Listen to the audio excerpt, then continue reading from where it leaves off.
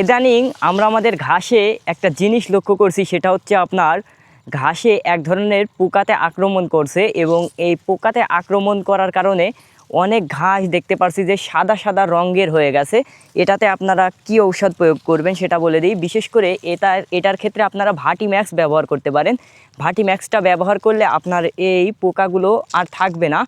এক সোপ আপনারা এই ঘাসে ভার্টিম্যাক্স দিয়ে দিবেন। আসসালামু আলাইকুম। গরমের একটা যে আবাস পড়েছে এবং তার পরপরই দেখতে পাচ্ছেন আমার পেছনে যে ঘাসগুলো রয়েছে, বিশেষ করে আমাদের প্রজেক্টের যে ঘাস রয়েছে, সে ঘাসগুলো দেখছেন কীরকম পর্যাপ্ত পরিমাণ আপনার বেড়ে গেছে। এই যে ঘাসটা বেড়েছে, এই ঘাসগুলো আপনারা অনেকেই কমেন্ট করেন যে ঘাসগুলো কিভাবে আসলে বাড়াবেন।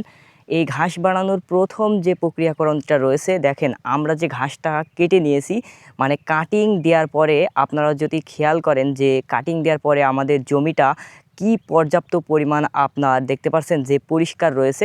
ঘাস কাটার সময় অবশ্যই ভুঁইটা প্রথম কাজ যেটা সেটা হচ্ছে পরিষ্কার করতে হবে। দ্বিতীয় কাজ যেটা সেটা হচ্ছে আপনার ঘাস কাটার পরে আপনার কুপিয়ে দিতে হবে এবং কি কি সার আপনারা প্রয়োগ করবেন সেটাও জানিয়ে দিব।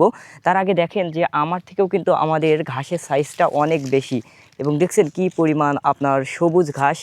মূলত এই ঘাসটি আপনি কিভাবে বৃদ্ধি ঘটাবেন সেটা বলি এবং কি কি সার আপনি ব্যবহার করবেন।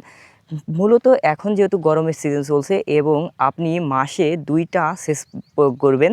প্রথম সেচের পরে আপনি যেটা করবেন সেটা হচ্ছে ইউরিয়া এবং সালফার সাথে ড্যাপ আপনি সার প্রয়োগ করবেন। ইউরিয়া সারের কাজ কি? মূলত ইউরিয়া সার দেখতে পাচ্ছেন গাছ কি সুন্দর সবুজ হয়েছে। এই যে সবুজ দেখতে পাচ্ছেন, এই সবুজের কাজটা আপনার ইউরিয়া সারে করে।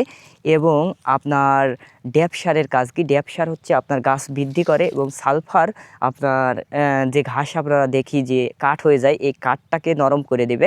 আপনারা এই সারগুলো প্রয়োগ করতে পারেন। সাথে আপনারা যেটা করবেন সেটা হচ্ছে আপনার ঘাস বৃদ্ধির জন্য মাঝের ভিতরে আপনারা পোলট্রির লেটার অথবা আপনার জৈব সার প্রয়োগ করতে পারেন। এতেও আপনার ঘাসটা অনেক ভালো হয়। তো দেখতে পাচ্ছেন আমাদের এখানে কিন্তু প্রজেক্টে প্রায় অনেক ঘাস কিন্তু আপনার লাগানো রয়েছে। এই ঘাসগুলোই কিন্তু আমরা আমাদের গরুকে খাইয়ে থাকি এবং জাস্ট আপনাদের কাছে শেয়ার করলাম যে এরকম করে কিন্তু আপনারা চাইলে ঘাসগুলোকে বৃদ্ধি করতে পারেন। এবং সবথেকে বড় যে বিষয়টি সেটা হচ্ছে পরিচর্যা। সঠিকভাবে পরিচর্যা করতে হবে।